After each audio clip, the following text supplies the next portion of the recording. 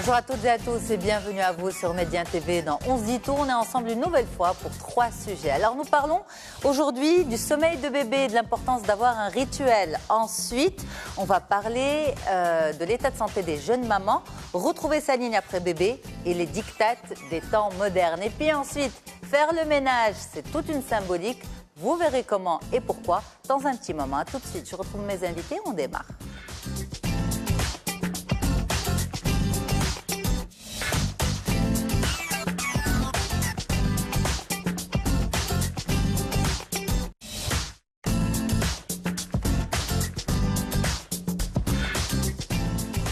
Merci infiniment pour votre confiance. Merci d'être avec nous sur Médien TV dans On se dit tout. Et donc, on va parler de sommeil, de santé. On va parler aussi de ménage, une fois n'est pas coutume. Alors, le ménage, mais pourquoi? Parce que quand on fait le ménage chez soi, apparemment, on fait le ménage dans soi et en soi. On va en parler avec vous dans un petit moment, Rabia Saber. Merci infiniment d'être avec nous. C'est un plaisir de vous recevoir. Merci Yasmine, plaisir partagé. Merci infiniment. Alors celle qui a aussi, on va dire, dans ses cordes, la possibilité, la capacité de rendre les nuits des bébés et des parents aussi beaucoup plus douces, c'est vous, Sabrine Gdira. On parle avec vous justement du sommeil de bébé et l'intérêt du rituel. Merci infiniment d'être avec nous. C'est un plaisir de vous recevoir. Et puis, retrouver sa ligne après bébé, oui, mais attention aux dictates des temps modernes. On en parle avec vous, Chema Eslama. Merci infiniment d'être là. Vous êtes kiné, donc on peut aider les mamans à retrouver leur ligne, mais aussi dans la douceur. Et ça, c'est très, très important. Vous nous direz pourquoi et comment. Merci, mesdames, d'être là. C'est un plaisir de vous recevoir. On commence par quoi? On commence par le sommeil. Si vous avez passé une mauvaise nuit, si bébé a beaucoup pleuré, si vous attendez ces conseils avec impatience, eh bien, on y va tout de suite sans plus tarder.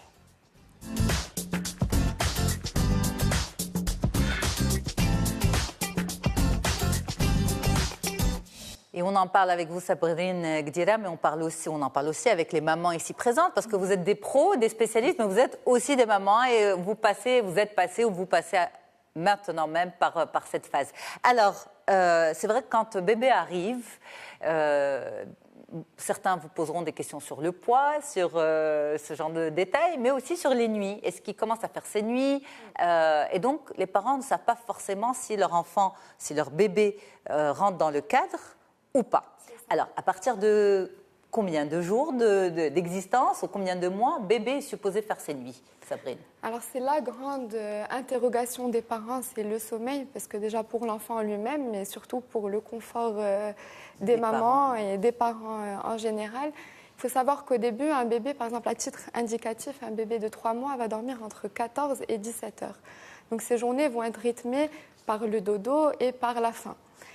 Au début de sa vie, les premières semaines, il ne va pas faire la différence entre le jour et la nuit parce qu'il est calé sur le rythme de sa vie intra-utérine et forcément là-bas, il ne pouvait pas faire la distinction entre le jour et la nuit. Donc c'est un peu à nous à s'adapter à lui au début tout en faisant attention à, par exemple, en journée, quand il fait sa sieste, on ne va pas le mettre dans le noir complet, mais on va le mettre dans la pénombre pour essayer déjà de faire en sorte qu'il puisse arriver à faire cette distinction entre le jour et la nuit. Dès le départ, dès les premiers jours. Ce qu'on va lire dans les ouvrages spécialisés, selon beaucoup de spécialistes, c'est à partir de 6 à 8 semaines, on peut commencer à instaurer une routine, un rituel, ce qu'on appelle le rituel du dodo, qui va évidemment évoluer dans le temps, parce qu'un rituel à 6 mois, ce n'est pas le même qu'un rituel à 2 ans ou à 5 ans. On va voir ça juste après. Mais je pense, à titre personnel, qu'on peut commencer dès le départ. Effectivement, quand il va s'endormir en journée, on ne va pas le mettre dans le noir complet, par exemple. Okay. Quand on va vouloir l'amener à dormir, quand on va déceler les premiers signes de fatigue et du sommeil, on va parler calmement, on va créer une atmosphère qui invite à la détente, etc.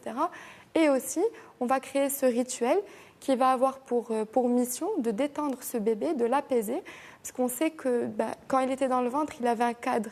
Et quand ce petit être va naître et qu'il va grandir, il va être rassuré par ce cadre. Plus un enfant à tout âge va avoir un cadre, va avoir une journée qui va pouvoir qui soit un peu prévisible. C'est-à-dire s'il sait ce qu'il attend, s'il sait que maintenant il fait un peu sombre, maman commence à parler doucement, on éteint les écrans.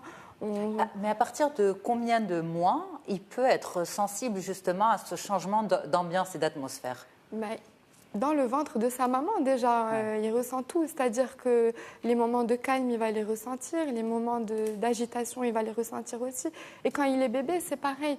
On a l'impression que comme il ne parle pas et comme on n'arrive pas à avoir de véritables échanges à proprement dit avec eux, ils ne comprennent pas forcément ce qui se passe, mais ils ressentent en tout cas ce qui se passe. Effectivement, quand il va être dans une atmosphère qui va inviter à la relaxation, de pénombre, peut-être une musique un peu douce, une berceuse chantée par maman ou papa, tout ça, ça invite à la relaxation, à la détente, et donc ça va lui permettre de trouver le sommeil en toute sérénité. C'est-à-dire s'il sait ce qu'il attend, s'il voit qu'il va associer différentes choses, il va associer les choses au moment du dodo. Alors, je ne sais pas vous, mais moi, quand j'entends Sabrine parler, d'abord, ça me détend complètement. Ça me... Mais en même temps, je me dis, c'est finalement très simple, ce n'est pas compliqué. Je pose la question à la maman, jeune maman. Alors, Shaima, vous êtes kiné. Dans un petit moment, on va retrouver justement parler avec vous de cette ligne, mais vous êtes aussi jeune maman. Est-ce que vous vous retrouvez d'un petit bébé? Absolument. Est-ce que vous vous retrouvez dans le discours de Sabrine? Est-ce que c'est aussi simple que ça? La relaxation, la détente de bébé, le rituel? Parce que chaque bébé est différent. Moi, par exemple, ma fille, c'est un bébé qui ne peut pas rester seul dans sa chambre. Elle a besoin de beaucoup de contact, d'être toujours portée, être près de moi. Donc, ça n'a pas été évident les premiers temps. Bien sûr, j'ai suivi ses conseils, puisque je la suis un petit peu, je vois un petit peu ses conseils. Et j'ai essayé, quand c'était la journée, de mettre un peu de lumière, de ne pas mettre du bruit complet, de la laisser avec des vêtements de jour. Et puis dès que le soir arrivait, de changer, de mettre son pyjama, de tamiser les lumières. Et ça a marché un peu? Au début, pas tant que ça. On va dire que vers les 3e mois, 4e mois, ça a commencé elle a commencé à faire ses nuits. Pas mes nuits, mais ses nuits. Donc 4-5 heures d'affilée, bon, c'est déjà très bien. Ouais. Quand on est jeune maman, on n'entend que ça. On n'entend que ça, exactement. C'est pas évident. Comme disait Shaima, ses nuits, mais pas... vos nuits à vous. Exactement. Rabea, des souvenirs? Alors, des souvenirs, mais aussi, comme je suis une mamie, donc... Une nouvelle expérience. Voilà, c'est une autre expérience. Et effectivement, donc, quand j'entends parler Sabrine, pardon. Effectivement, donc, créer un cadre, oui, c'est important. La pénombre, un lieu calme, certaines heures pour dormir, oui. Mais est-ce que, Sabrine, on va dire l'état émotionnel des parents et de la maman en particulier compte aussi? Évidemment qu'elle compte. En fait, dans ce sujet, c'est un sujet qui est vaste parce qu'il prend en considération beaucoup d'autres paramètres que le simple fait que bébé fasse ses nuits ou pas. Déjà, les parents culpabilisent beaucoup. Ils culpabilisent de ne pas passer assez de temps avec leur enfant. Ils sont stressés par leur vie à eux, leur vie de couple. Il y a un chamboulement au niveau hormonal chez la femme, mais également au niveau du couple, au niveau du foyer. C'est une nouvelle réorganisation. On parlait de ça juste avant l'émission.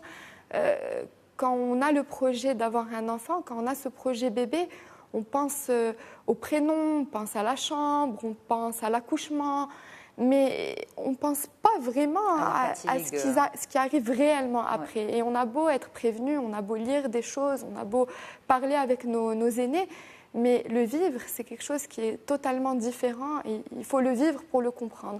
Et donc les parents sont un peu dépourvus ils sont dans un engrenage où il manque de temps, Donc déjà, bien sûr que l'état émotionnel de la maman et du papa va compter fortement dans l'acquisition de ces facultés. Alors, on va passer maintenant aux clés du rituel. Oui. Quand on parle de rituel, c'est une forme de routine. C'est ça. Normalement, une routine a besoin de combien de temps pour s'installer? Ou bien ça dépend de l'âge de l'enfant? Alors, comme ce que disait Shaima, la routine, déjà, elle est différente avec chaque enfant. Et même au sein d'une fratrie, on peut avoir chaque enfant avec sa propre routine. Ensuite, ce qu'on disait tout à l'heure aussi, c'est que la routine va évoluer avec le temps. Donc, à 2 ans, ce n'est pas la même routine qu'à 3 ans, etc. Et la routine, pour qu'elle soit effective, il faut qu'elle soit tous les jours. Ce n'est pas un jour oui, un jour je suis fatiguée, un jour je ne suis pas là. Une routine, c'est tous les jours. Donc déjà, il y a tout ça. Et pour mettre en place une routine, alors quand les enfants sont un peu grands, ce que je conseille avec les parents que je suis, c'est de mettre en place une charte. Donc on va se mettre autour d'une table. Un peu grand, 3 ans, 4 ans, à partir de 3-4 ans, même 2 ans. Même une petite parenthèse, ça veut dire que finalement, si on on n'instaure pas cette routine très tôt, on risque de traîner un petit peu une forme de désordre dans le sommeil assez longtemps. Mais c'est rattrapable. Je veux dire, rien n'est définitif. On peut très bien, quand l'enfant a 2 ans, se rendre compte de tout ça, parce qu'on... moi, je suis formée pour ça, mais tous les gens ne le sont pas. Donc, forcément, même si on l'apprend un peu, pas tout de suite, il n'y a aucun souci, c'est pas grave. L'idée de la charte, elle est excellente. L'idée, c'est de se mettre en famille autour d'une table, comme ce que les parents font quand ils sont au travail, le temps qu'ils mettent à mettre en place des stratégies d'entreprise et tout ça. Pourquoi pas le faire aussi chez soi? Je veux dire, l'énergie et la réflexion qu'on donne à nos emplois, ce serait bien aussi d'en garder un peu et de l'investir aussi à la maison, même si ce n'est pas toujours évident. L'idée de la charte, donc on se met tous autour d'une table, la nounou compris, si jamais elle passe la nuit avec la famille. Et puis on va se mettre d'accord sur une routine qui est propre à chaque famille. On va en discuter. Même si on a l'impression que l'enfant ne comprend pas? Il comprend tout. Et ensuite, on en discute, on vérifie bien que l'enfant a compris, qu'il est d'accord aussi, il a peut-être des idées à nous donner. Il faut qu'il soit entendu, ce petit bout de chou, pour aussi construire sa personnalité à lui. Et donc, quand vous avez des petits qui fuient, en fait, dès qu'on commence une discussion avec eux, ça peut être le sommeil, ça peut être l'alimentation, ça peut être beaucoup de choses. C'est des habitudes à prendre, je pense. On les suit? Non, on ne va pas les suivre. Il ne faut jamais courir après un enfant, de toute façon. Ce qu'on verra après, c'est les règles, c'est les règles. Et puis, il y a beaucoup de tendances maintenant de bienveillance, positivité, éducation positive, tout ce qui est Il y a des débordements, peut-être. Voilà, ça a mauvaise presse, donc on ne sait plus trop quoi faire en tant que parent parce qu'on a peur d'être jugé. Mais encore une fois, c'est un autre sujet. Mais en ce qui concerne la charte, on va trouver des images qui illustrent, par exemple, l'heure du pipi, l'heure de laver les dents, l'heure de mettre le pyjama. Et on va comme une bande dessinée au final, et on va tous la signer. La nounou compris, donc comme pour dire qu'on est tous d'accord avec, et on va l'afficher dans un endroit de la maison où il y a un peu les chambres qui sont un peu réunies. Et puis après, concrètement, comment ça se passe une routine? Déjà, il faut qu'à un moment l'enfant se défoule s'il a trop plein d'énergie. Ensuite, on essaye de faire suivre ça avec un moment de relaxation. Donc il y a beaucoup d'enfants pour qui le bain, ça marche bien, parce que ça les détend. Pour d'autres, non. Donc, on décale l'heure du bain. Et ensuite, on fait la toilette. On peut faire une histoire. On dit qu'il faut que ce soit tous les jours, pratiquement à la même heure. C'est ça. C'est-à-dire que pour régler le sommeil de bébé, pour installer un rituel, une routine, il faut que ce soit vraiment, par exemple, 19h30, on démarre les préparatifs du dodo. Tous les soirs à 19h30. C'est ça. Après, si c'est à 19h20 ou 19h45, c'est ça. Mais, non, parce que pour les gens qui nous regardent peut-être, mais c'est exactement ça. C'est-à-dire qu'il faut... Est-ce qu'il faut que ce soit la même personne qui accompagne? Par exemple, c'est la maman qui démarre le rituel, qui met la mise en place. Est-ce qu'il faut qu'elle le mette en place, que ça s'intègre dans la tête de l'enfant pendant... On va dire 10 jours, 2 semaines, pas 10 semaines, 10 jours, 2 semaines. Et ensuite, elle peut donner le relais. Alors, il y a plusieurs écoles. Il y en a qui disent que pour démarrer un rituel et une routine, il faut que ça soit toujours avec la même personne. Après, les retours qu'on a des parents, c'est qu'une fois que la maman n'est pas là, si c'est la nounou qui doit prendre le relais, ou la mamie, ou le papa, ou la tante, l'enfant perd ses repères. Donc, au final... Peut-être que ce que je recommanderais, c'est d'avoir le même rituel, mais que l'enfant doit le vivre de la même manière, que ce soit le papa, la maman, la nounou. Ça doit être le rituel qui compte et non pas la personne qui est à côté de lui. Mais après, effectivement, ce que vous dites, c'est vrai, parce que c'est ce qu'on lit dans beaucoup d'ouvrages, c'est que le rituel doit être mis en place par une personne en particulier. Pendant une bonne période. Voilà. Que ça s'ancre, en fait. Il faut une forme d'ancrage. C'est ça. C'est ce qu'on lit dans les ouvrages. Après, les retours ne sont pas toujours... Alors, Shaima, justement, est-ce que vous avez des objectifs de jeune maman en termes de sommeil et de rituel de sommeil? Elle est là, vous pouvez lui poser vos questions. Après, on passera aux questions des téléspectateurs. Des objectifs, pas vraiment, mais je vais continuer à écouter ce qu'elle dit. Effectivement, un bébé, ça grandit et donc forcément le rituel va changer. Et qu'il faut rester à son écoute et suivre un petit peu son langage parce que, encore une fois, chaque enfant est différent. Et c'est vrai qu'au début, il y avait des berceuses qui fonctionnaient très bien avec elle, puis là maintenant, c'est plus du tout ça. Avant, je pouvais la bercer comme ça marchait bien, maintenant c'est comme ça. Donc, c'est ça. Donc voilà, ça change au fur et à mesure. Mais il y avait un point qui m'a intéressée, ce qu'elle avait dit tout à l'heure, c'est sur le fait que le bébé a besoin en fait d'évacuer de l'énergie durant le rituel. Et le bain, c'est quelque chose qui marche vraiment bien. Elle se défoule. Exactement. Moi, je fais le bain libre. Je ne sais pas si vous connaissez. Voilà. Donc la spécialiste doit bien connaître. Et je lui mets un petit fond d'eau dans la baignoire. Et je la laisse en fait juste jouer, patauger autant qu'elle veut. Et quand elle sort de là... Ah non, il n'y a pas de souci. Vous mettez un truc pour... Bien sûr, on met un petit tapis antidérapant juste en dessous pour pas qu'elle se cogne, pour pas qu'il y ait d'accident. Toujours un petit fond d'eau. Et vous restez à côté, bien sûr. Bien sûr, on ne peut pas laisser un enfant près de l'eau comme ça. Tout à fait. Donc voilà, on fait ça ensemble. Elle patauge comme ça pendant une bonne demi-heure et puis après je la sors de là et puis ça y est, elle est bien, elle est prête pour sa nuit. Après voilà, on va suivre. Vous bercez toujours ou pas?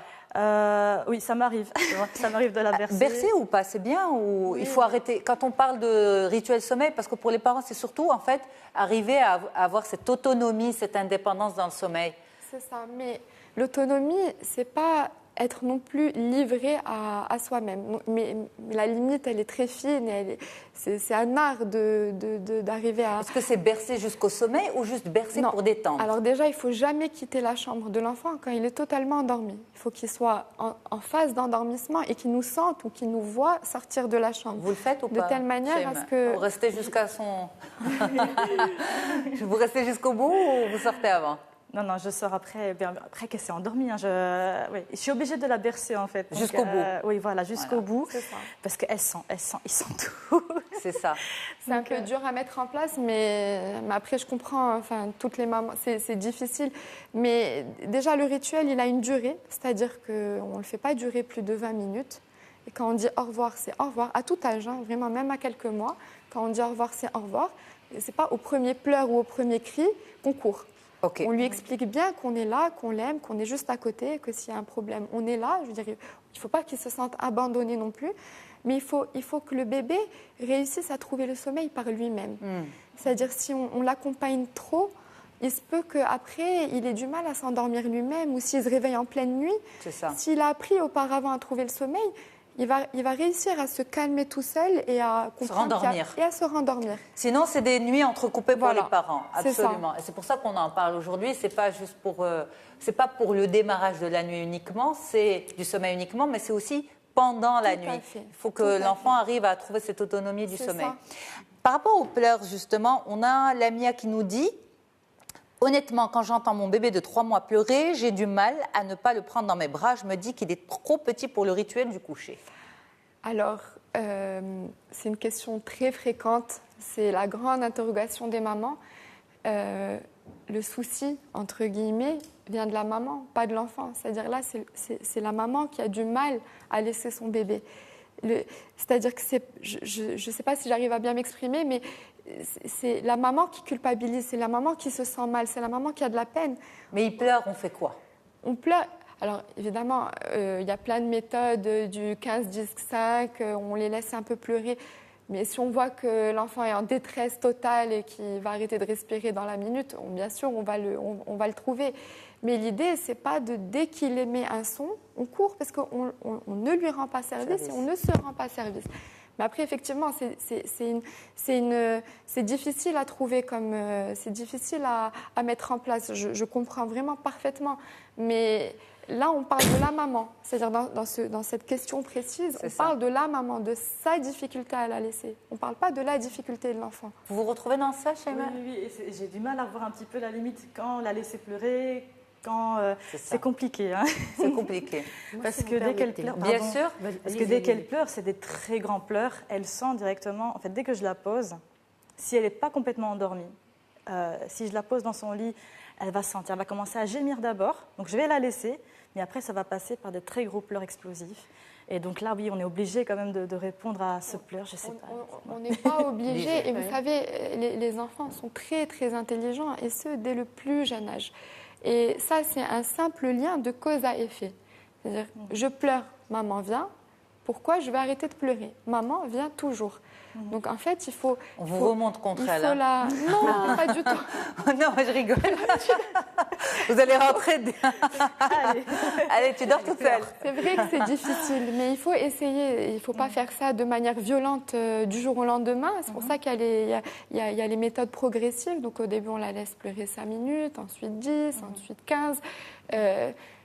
On lui parle, on la rassure, et aussi quand vous allez la trouver, peut-être pas forcément la prendre dans vos bras, mais juste poser votre main, par exemple, sur son petit ventre ou sur son dos. On lui explique que c'est l'heure de dormir, que maman aussi doit dormir, avec un ton qui est calme et qui est rassurant. Et... Elle risque de se déchaîner encore plus après. Ouais. Mais c'est pas grave, il faut tenir le coup. J'ai jamais essayé. C'est ça. En fait, moi, ça a toujours été comme ça. Il faut essayer, la verser au maximum, et puis là, dès qu'elle s'endormait, ça y est, je partais. Après. C'est ça. C'est difficile, hein. Vraiment, je comprends parfaitement. D'ailleurs, je suis pas encore maman, donc peut-être que tout ce que je vous dis aujourd'hui, je ne sais pas si j'appliquerai moi-même. C'est une constante remise en question. C'est ça. Donc, bien sûr. Ça change tout le temps. C'est la culpabilité. On les aime tellement que ça nous fait de la peine de les voir dans ces états-là. Oui, mais je pense que quand on passe par une première expérience où on est pris en otage par son enfant, c'est ça. Quand le deuxième arrive, et là c'est la maman qui parle, on est clairement. Voilà, on se dit je ne veux pas me faire avoir la prochaine fois, et donc on met en place les choses. Et d'ailleurs, donc l'éducation qu'on donne au deuxième n'est jamais la même que celle du premier. Et en tant que spécialiste, et quand on côtoie des enfants, au bout de quelques heures, sans qu'on nous dise rien, on peut savoir si c'est un premier ou un deuxième, ou même un troisième, parce qu'ils sont encore différents des deuxièmes. Ouais. C'est tout. Mais voilà, il faut pas forcément les prendre dans les bras directement. Il faut les aider à se calmer. Les pleurs sont bénéfiques. Il faut juste le faire dans la mesure. Vous pouvez avoir un aîné qui vous fait de mauvaises nuits, qui a un sommeil agité parce qu'on n'a pas mis le rituel jusqu'à 3 ans, 3 ans et demi, et un deuxième qui fait ses nuits au bout de 4-5 mois et qui est complètement autonome dans son sommeil. Tout dépend aussi, bien sûr, de l'enfant, mais aussi de l'approche des parents. Donc faites-vous confiance. La laisser pleurer, ça ne veut pas dire ne pas l'aimer. Ouais. Et c'est juste mettre des limites. Et je pense qu'ils en ont besoin. Rabia, vous vouliez rajouter? Oui, moi je voulais juste rajouter par rapport au recul que j'ai, par rapport à l'éducation des enfants et tout ça. Mais c'est de les accompagner quand même la première année. Ils ont besoin d'être rassurés, ces pauvres bouts de chou. Voilà, donc comme elle a dit, Sabrine, une voix apaisante. C'est ça. Et puis voilà, moi je dirais pourquoi pas les prendre dans ses bras un petit moment et puis les reposer. C'est le contact avec la maman, la chaleur. Mais pendant la journée, pas la nuit. Pendant la journée, le contact physique, les câlins, tout ça. Oui. De le préparer aussi, ce rituel. Vraiment, voilà. En donnant du temps à cet enfant, lui racontant une petite histoire. Les caresses, les câlins, tout ça avant de le mettre au lit. Et puis, si jamais il pleure pendant la nuit, puis... Le rassurer, c'est ça. Parce qu'après, vous avez être là. Les cauchemars qui arrivent vers 3 ans. Enfin, voilà. Donc, il ne faut juste pas qu'il fasse le parallèle entre je pleure, on vient me prendre dans les bras. Il faut le prendre dans ses bras. En fait, c'est la prise dans les bras, ça ne doit pas être une réponse à un pleur, mais ça doit être une préparation pour qu'il ne pleure pas. C'est-à-dire qu'un enfant qui se sent rassuré, qui se sent rassasié, qui n'a pas de carence affective, qui se sent tout plein d'amour, va être plus détendu et donc va mieux dormir. Donc les câlins, les bras viennent en amont, mais ne viennent pas une réponse de pleurs. C'est un peu, il faut inverser un peu le... Et puis on a la dernière question de Samia qui vous dit « Je ne comprends pas, j'avais réussi à installer le rituel vers 4 mois, mais là mon bébé de 7 mois se rebelle. » C'est des personnes à part entière. Peut-être que quelque chose a changé chez eux, peut-être qu'ils ont déménagé, peut-être qu'une nouvelle nounou, peut-être qu'il fait ses dents, peut-être que... C'est ça. Je veux dire, c'est des êtres humains. Ils sont tellement mignons qu'on peut penser que c'est des poupées, mais au final, c'est des êtres humains. Il y a des évolutions. Ils évoluent, ils réfléchissent, ils ont des soucis aussi. Je veux dire, ils ont une vie, même si on ne s'en rend pas compte. Ils se posent des questions, ils observent, ils voient les changements, ils ressentent l'angoisse des parents. C'est ça. Et donc, puis les dents aussi, comme vous dites. Les dents, bien sûr. Il y a beaucoup de raisons. Il faut être patient, mais il ne faut pas céder. C'est clair. Moi, je suis la méchante aujourd'hui. Il ne faut pas trop céder. C'est la clé. Merci beaucoup, Samia. Sabrine Gdira, merci infiniment. Continuons ensemble. Les sujets à venir, faire le ménage, c'est toute une symbolique. Et puis pour l'heure, retrouver sa ligne après bébé. Attention aux diktats des temps modernes. C'est tout de suite. Alors voilà, j'espère que vous passez d'agréables moments avec nous, que vous avez la clé pour instaurer un rituel sommeil efficace pour bébé, mais aussi pour un mieux-être pour vous, les parents qui nous regardez. Sinon, le ménage, ce n'est pas du tout, on va dire, une pratique à prendre à la légère. Quand on fait le ménage, il y a toute une symbolique derrière. On va en parler tout à l'heure avec vous, Rabia Saber. Et puis pour l'heure, retrouver sa ligne après bébé, oui, mais attention aux diktats des temps modernes. C'est tout de suite.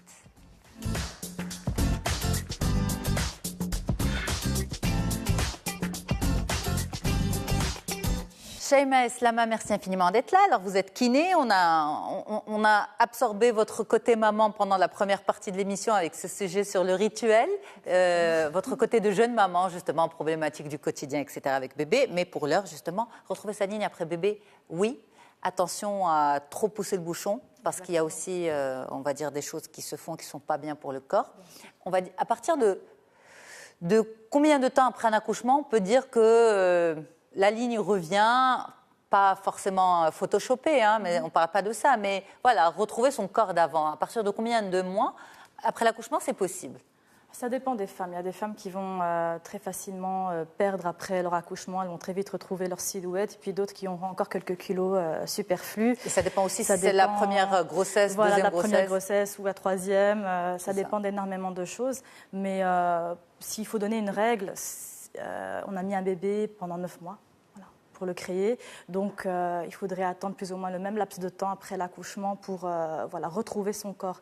Et je ne parle pas seulement de perdre les kilos superflus, mais de retrouver sa silhouette. Donc, une posture qui est bien renforcée, une sangle abdominale qui a retrouvé son tonus, le périnée aussi, qu'il ne faut pas oublier, qui est le muscle qui se trouve à la base du bassin et qu'il faut renforcer. Donc, ça, on peut le faire juste après l'accouchement travailler l'intérieur. Alors, après l'accouchement, ce qui est fortement conseillé et que j'explique à chaque fois aux futures mamans que j'accompagne, puisqu'elles sont, quand elles viennent en préparation à l'accouchement, elles pensent qu'au jour de l'accouchement, mais il est très important aussi de penser au postpartum, c'est que les premiers jours après l'accouchement, c'est le repos qu'on préconise. Mais vraiment, le repos, d'être plus allongé qu'à la verticale. Pourquoi? Parce qu'après l'accouchement, le bassin est encore ouvert, l'abdomen, il y a eu un diastasis, donc les grands droits se sont écartés, ils doivent mettre un peu de temps à se remettre en place. Le corps a créé un excédent qu'il doit éliminer. Donc, les premiers jours, c'est du repos. On part jusqu'à 40 jours. C'est pour ça que dans notre culture aussi, on a les 40 jours. Et on se dit, mais elles en font trop, c'est des caprices, c'est des fchouches. Non, non, c'est pas des caprices, c'est pas des fchouches. On le sent quand on est jeune maman que le corps a, a subi un marathon à l'accouchement. Donc du coup, faut vraiment du repos. Et quand je parle de repos, c'est vraiment de s'adapter au bébé. Donc tout ce qui est ménage, tout ce qui est tâches ménagères, etc., on va déléguer au maximum au futur papa, au jeune papa. C'est ça. À la dame qui aide, aux mamans, etc. Donc, c'est très important qu'elle prenne le relais pour la femme, pour que la femme puisse se reposer et s'adapter en fait au rythme du bébé. Parce que c'est pas un repos à 100%. Il y a l'allaitement, il y a les nuits. Bien sûr. C'est pas les vacances. Ah non, bien sûr, non, c'est vraiment sa seule charge à ce moment-là, c'est son bébé, c'est mettre en place ce lien, cet allaitement. Donc, tout le reste, ça peut attendre, ce n'est pas une priorité. Bien sûr, je ne dis pas qu'elle doit rester alitée, elle n'est pas malade, elle peut sortir, elle peut faire un tour, parce qu'on dit dans notre culture que voilà, le froid... C'est ça. Alors justement, alors qu'est-ce qu'on prend du culturel et qu'est-ce qu'on prend du paramédical? Alors cette histoire de froid... Attraper froid... Voilà. On peut laisser de côté, on va bien s'habiller bien sûr si on est en plein hiver bien sûr, le bébé aussi, tout ça, mais on peut sortir, il n'y a pas de raison, on ne peut pas rester cloîtré pendant 40 jours chez soi, on peut prendre, on peut sortir prendre de l'air, il n'y a pas de problème. La seule chose que je conseille beaucoup aux mamans après l'accouchement, c'est que si elles sentent une pesanteur, donc une sensation de boule dans le bas du ventre, si elles sentent qu'elles sont fatiguées, que ça fait mal dans le bas du dos, elles arrêtent tout de suite de faire leur marche, etc. et elles se reposent. Ça peut être quoi? Les 40 premiers jours. Le bassin qui a été fortement sollicité après l'accouchement, le bébé est quand même passé par là, le bassin a subi une entorse. Comme quand on se fait une entorse de cheville, le bassin a besoin d'un soutien. Donc le repos, le repos. Et puis ce que je conseille aussi après l'accouchement, c'est de mettre une ceinture de maintien au niveau du bassin. On peut également mettre des gaines. Je ne suis pas contre les gaines. C'est pas dangereux? C'est pas dangereux. Bien sûr, ça ne doit pas devenir une habitude, c'est juste un soutien. Parce que comme il n'y a pas d'abdos, on sent que le ventre est lourd. Il n'y a plus d'abdos, en fait. Voilà, il n'y en a plus. Ils sont partis en vacances, eux, par contre. Donc, on va mettre une gaine pour en fait juste soutenir le dos. Et c'est vraiment pour apporter un bien-être. Ce n'est pas à but esthétique. Parce qu'on pense que la gaine, ça va remettre... on va avoir un ventre plat grâce à la gaine. Mais non, c'est juste pour se soutenir, en fait. Alors, cette histoire de gaine aussi, même après une césarienne, c'est possible Bien sûr. Encore plus, je dirais, parce qu'il y a l'incision.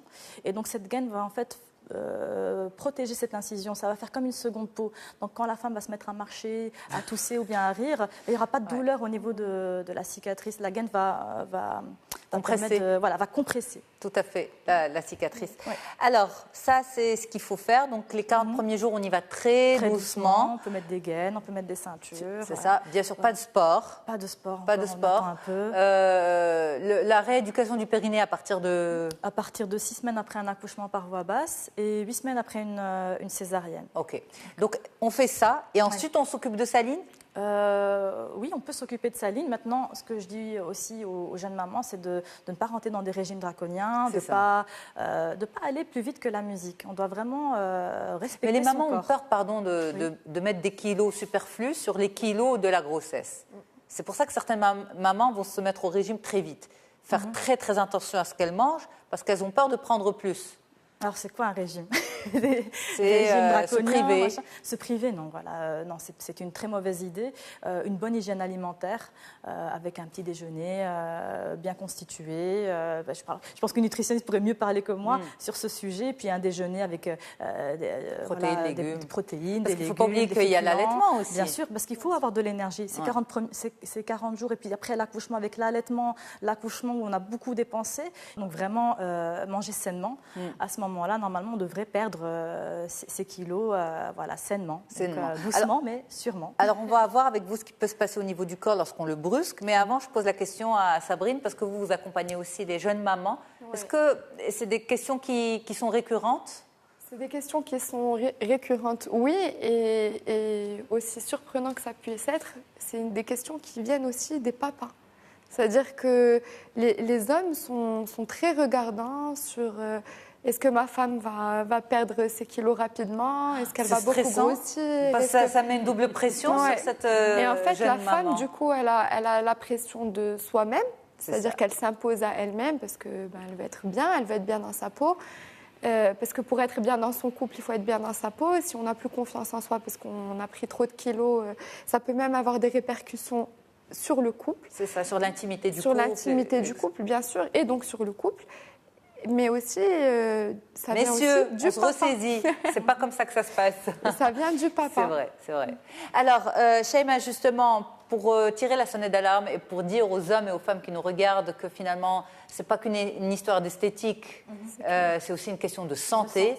Alors, quels sont les risques si on brusque son corps? Alors, si on brusque son corps, le diastasis va persister, donc les grands droits qui vont encore rester ouverts, donc ça peut provoquer des hernies. Et là, c'est un problème. Et puis, c'est aussi pas du tout esthétique parce qu'on va vraiment garder ce ventre. Il n'y a plus la sangle abdominale qui maintient les viscères en place. Si on maigrit trop vite, si on fait directement... Si on brusque son corps. Donc parce que, si vous voulez, les 40 premiers jours, là, je vais revenir sur ces 40 jours, parce que c'est ce qui est le plus primordial, c'est que lorsqu'une femme reste trop longtemps debout, ses grands droits, ils sont en train de lutter. Ah oui. D'accord? Et donc, du coup, ils vont rester ouverts, au lieu de laisser le corps se reposer, pour que les grands droits se remettent en place. Pourtant, c'est très tendance de voir aujourd'hui les jeunes femmes, les jeunes mamans se lever très vite.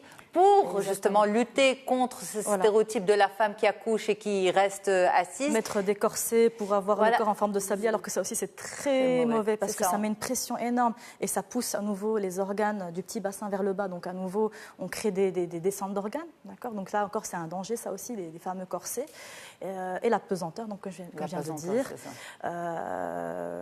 Voilà, tout ça, ça va vraiment créer des dommages. Peut-être pas le premier bébé, mais ça va se sentir au deuxième, au troisième. Donc il faut vraiment faire attention. Cette rééducation, par la suite, elle est très très importante pour préparer justement à l'activité sportive. Alors, on a les questions des parents, des mamans. Rita qui vous dit « J'attends mon 3e bébé. On me dit souvent que l'on récupère plus difficilement après le 3e. Est-ce que c'est vrai ?» Je peux pas prendre ça comme une généralité. Ça dépend en fait. Ça dépend vraiment des femmes. Il y en a qui récupèrent tout le temps après leur accouchement. Puis ça dépend aussi de leur mode de vie. Donc, et puis aussi, une dame peut très bien accoucher d'un premier, d'un deuxième, puis après le 3e, elle a un déclic et elle fait les choses bien, elle se repose, elle fait sa rééducation, elle mange sainement et puis elle retrouve très vite sa ligne. Donc ça dépend. On ne peut pas se permettre de donner une réponse. Prenez soin de vous, c'est ce qui compte. Voilà, exactement, de prendre soin de soi. Prendre soin de soi, c'est le plus important. Et Nada qui dit, honnêtement, après l'arrivée de bébé, je n'ai pas vraiment le temps de m'occuper de moi. Est-ce qu'on peut le faire bien plus tard ? On peut attendre un peu, on peut se permettre d'attendre un peu. C'est vrai que la règle, c'est 6 semaines après son accouchement par voie basse pour la rééducation, 8 semaines après une césarienne. Je n'ai jamais vu de maman venir à 6 semaines après son accouchement. C'est trop tôt, même si la règle dit. Il y a une marge entre la théorie et la pratique. Les mamans, je les vois venir à partir de 3 mois, 4 mois, quand elles font confiance à la nounou, quand il y a une certaine routine qui s'est mise en place, quand elle a bien intégré son rôle de maman. À ce moment-là, elle arrive à dégager un peu de temps pour venir s'occuper d'elle. Et puis, je leur dis, comme vous dégagez du temps pour la kiné, dégager du temps pour faire un peu de sport, etc. par la suite. Et puis l'activité sportive, donc je vais revenir sur ce point-là. On va aussi aller en douceur. Donc on ne va pas directement se mettre au running ou bien à la boxe. Exactement, ce sont des sports un peu brutal, on va dire, pour le corps. Il faut d'abord commencer avec des sports doux, donc la natation, le pilate, le yoga. Ce sont des sports qui peuvent vraiment aider à cette rééducation. On va encore renforcer davantage sa posture. Et puis vraiment, on attend à partir de 9 mois, 1 an pour commencer des sports à impact. Parce que les sports à impact, ça provoque aussi des problèmes de périnée. D'ailleurs, il y a des femmes qui n'ont jamais accouché et dû à leur sport, elles développent des soucis au niveau du périnée, des hernies, etc. Ouais. Donc voilà, merci beaucoup Sheima pour justement ces recommandations. Et merci Sabrine de relever ce point qui émane des papas, des jeunes papas. Une vie à deux, on va dire, elle est faite pour durer longtemps. Donc il faut se laisser le temps de vivre chaque étape tranquillement et de prendre son temps, de prendre soin de sa santé, la santé de l'autre et surtout d'être bienveillant l'un envers l'autre. Ça, c'est extrêmement important. Et un petit conseil, Yasmine, pour l'esthétique, parce que c'est ce qui compte beaucoup pour les femmes après l'accouchement. Moi, j'ai envie de leur dire, vous êtes devenue jeune maman, vous avez créé une merveille, vous avez... passer un exploit, en fait. L'accouchement, c'est un exploit.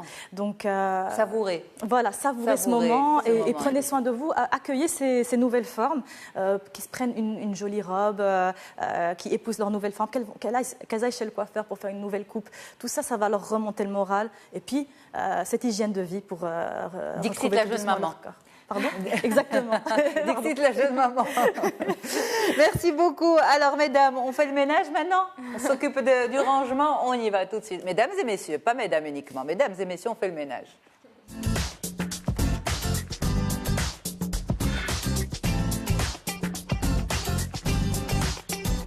En fait, mesdames sur le plateau, mais mesdames et messieurs, tout le monde, on s'occupe du ménage. Faire le ménage, c'est toute une symbolique. Pourquoi, Rabia Saber, vous êtes coach ? Eh bien, vous allez nous expliquer pourquoi, justement. Pourquoi ce ménage qui est tellement détesté, haï par beaucoup de personnes, pour vous, vous dites non, il faut valoriser le ménage parce que c'est un nettoyage de soi que l'on fait, pas uniquement de son foyer.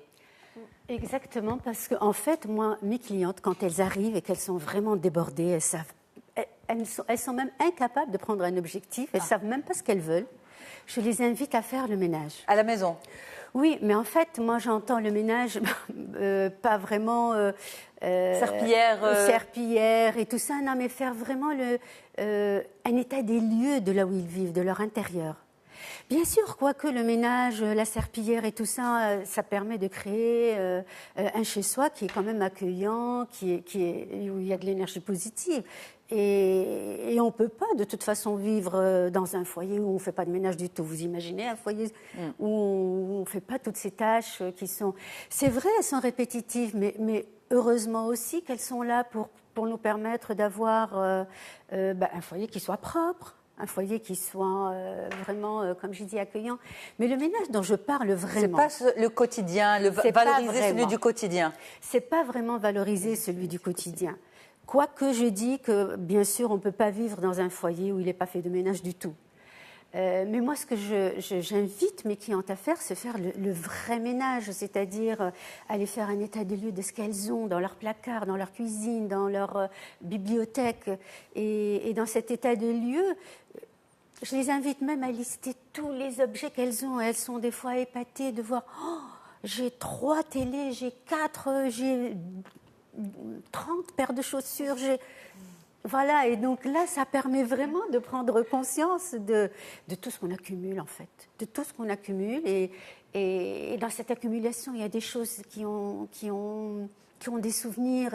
Et il y a des choses auxquelles on est attaché, parce que par loyauté, des fois, non, ça c'était à maman, ça me rappelle un bon souvenir, ça...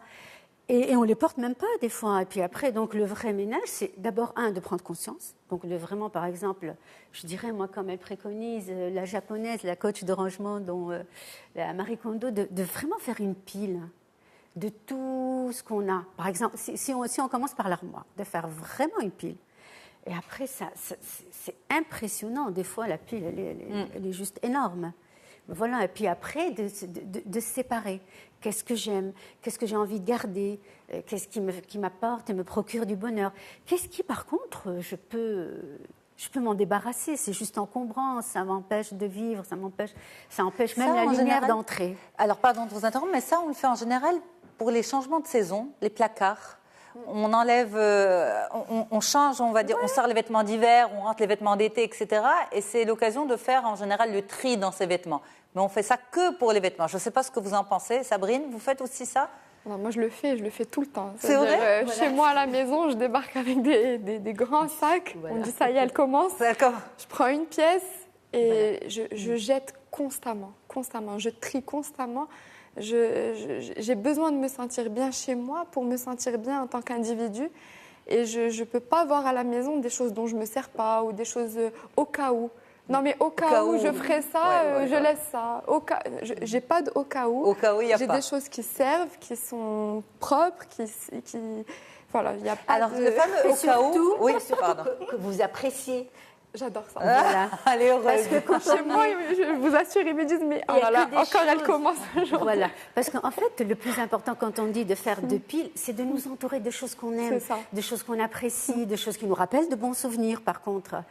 Mais le au cas où, au cas où, pardon, il devrait, en fait, c'est quoi la logique? C'est j'ai pas utilisé ça pendant 6 mois, ça veut dire que je vais pas l'utiliser. C'est sûr. C'est ça. 6 mois, 1 an, c'est quoi? Écoutez, 6 mois, allez, c'est déjà pas mal, 6 mois. 6 mois. De donner. De prendre. Mais vous avez des personnes qui vont vous dire ça peut toujours servir. Ça va nous servir. L'été prochain, l'hiver prochain, dans 1 an, si on fait un camping, si on fait un pique-nique, si on fait un truc. Non, mais c'est vrai.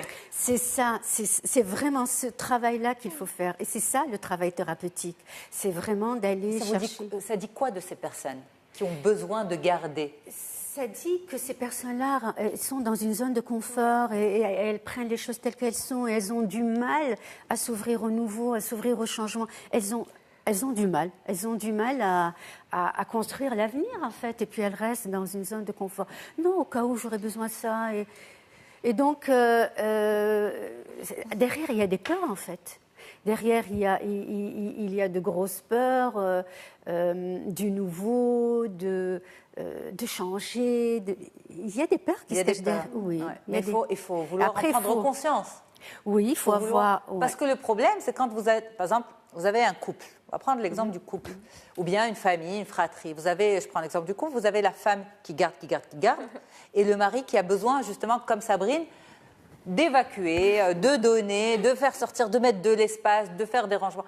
Mais l'autre, justement, n'accepte pas qu'on touche à ses affaires, n'accepte pas qu'on lui fasse la remarque qu'il entasse. Pour lui, c'est légitime. Enfin, pour elle, c'est légitime. Voilà, c'est un droit.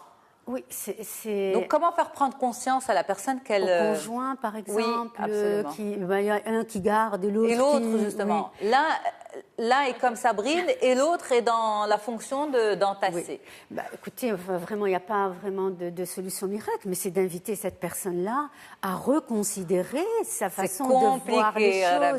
C'est très compliqué, parce que si on pouvait simplement l'inviter à reconsidérer, ça serait très simple. Mais comme vous dites, il y a des réticences et des résistances qui sont plus fortes que la personne et qui émanent de son intérieur. Donc, ce n'est pas évident. Mais c'est sûr, mais en même temps, il faut l'accompagner si elle a besoin, si elle a envie de se libérer. Mais par contre, on ne peut pas lui dire... Oui, mais quand on a besoin de l'espace, elle ne veut pas se libérer, mais elle ne veut pas libérer l'espace. Elle ne veut pas libérer l'espace. Eh bien, écoutez, là, non, franchement, de s'asseoir, de l'accompagner, allez, viens, on va regarde, on se dit tout ensemble. Allez, on regarde tout ça. Est-ce que ça vraiment... Quel est le lien qui te rattache? Est-ce que ça te permet d'avancer dans la vie? Est-ce que... Non, mais là, c'était la clé de la maison, enfin, je ne sais pas moi, un trousseau. Mais est-ce que le garder, le conserver, vraiment, ça va t'aider à avancer? Mais quand la personne sort justement l'argument de l'émotionnel, ça, par exemple, ça me rappelle ma sœur, ça me rappelle ma mère, ça me rappelle mon père. On ne peut pas demander à une personne de se débarrasser de cet élément symbolique. Mais de l'accompagner, de lui dire que sa sœur et sa mère et tout ça, tu vas garder bien sûr tout ça à l'intérieur. Oui. Mais vous êtes spécialiste. Oui. Et bien justement... C'est pour ça que pour vous, c'est plus simple. Non, c'est pas plus simple. C'est pas vraiment plus simple. C'est dans l'accompagnement des clients. Et je vous assure, quand ils prennent ce courage de se dire, bon, allez, je vais affronter tout ça. Et puis ils reviennent après 2 ou 3 séances en me disant, waouh, je me sens bien, je me sens libérée, je me sens mieux. Ouais. Je respire, je respirais pas en fait. Et puis ce qui est génial, c'est que même, bon, par exemple, même j'ai associé mon père, ou j'ai associé ma sœur, ou j'ai associé mon conjoint. Et c'est juste génial. On a fait ça ensemble, de le faire ensemble aussi. C'est ça, c'est bien. De le faire ensemble, de l'inviter, de partager, de comprendre cette attache. Dans la bienveillance aussi. Oui, toujours. Ça, c'est important. Oui. Alors, question des téléspectateurs sur le ménage. On a Shakib qui vous dit, on me dit que j'ai du mal à me séparer de mes affaires. Moi, je dis juste que j'y tiens. Alors... ce qu'on peut lui dire, tiens à tes affaires tant que ça t'est utile. Voilà. Ça. Non, en fait, c'est juste les poser et puis vraiment prendre le temps de poser un autre regard. J'y tiens. J'y tiens. Et si j'en avais besoin? Et si ça pouvait me servir? Ça peut rester 10 ans dans le placard, mais il y a toujours ce « et si ». Cette peur c'est quoi, une peur de l'inconnu? C'est la peur du nouveau, c'est la peur du changement, c'est la peur de passer à autre chose. On est plus confortable quand on est comme ça avec les choses telles qu'elles sont. Et quand j'ai dit j'y tiens, derrière, il faut juste affronter peut-être ce qu'il y a derrière. Ça vous parle tout ça, Shaima? Oui. De quel côté de la balance vous êtes? Ah non, moi je suis celle qui m'encombre avec ces objets. Et moi et mon mari, on s'est bien trouvés. On est très bien avec nos objets. Vous êtes des collecteurs. Exactement. Alors, Nadia qui dit, à chaque fois que je fais le grand ménage, je me rends compte que j'ai des articles que je n'ai jamais utilisés. Faut-il donc s'en débarrasser?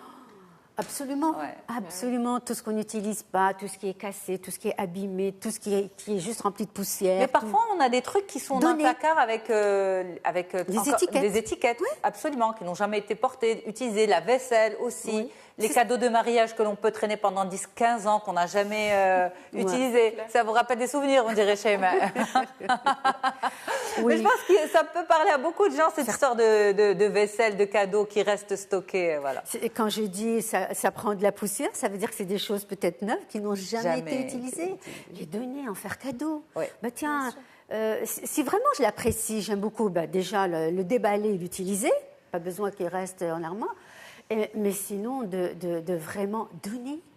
Et quand on fait un trier. cadeau à une personne, mais que la personne, en fait, elle aime le cadeau, elle l'apprécie, mais elle ne va pas l'utiliser, Oui. elle va le garder. Au cas où. Non. Non, elle va le garder emballé dans le placard, mais en se disant, ben, maintenant, j'ai ce qu'il me faut, mais je vais l'utiliser dans 1 an ou dans 2 ans. Ouais. Vous savez, maintenant, il y a vraiment toute une philosophie d'art de vivre. Et puis, il y a aussi cet art de vivre qui est le minimalisme et qui, justement, permet aux personnes de s'entourer juste des choses dont elles ont besoin, des choses qu'elles apprécient. Et ça permet vraiment de désencombrer non seulement leur espace, mais aussi leur esprit. Et l'esprit de ceux qui les entourent. Exactement. Merci, mesdames, d'avoir été là. Merci à vous. Merci infiniment pour votre bienveillance avec nos téléspectateurs, pour votre, on va dire, spontanéité, d'apporter votre expérience de pro, mais aussi de femme, de maman, de grand-mère avec vous, Rabea. Merci infiniment Merci à vous. à toutes et à tous en régie et à très très vite. Sabrine Dira, Shema Islama et Rabea Sader. Au revoir.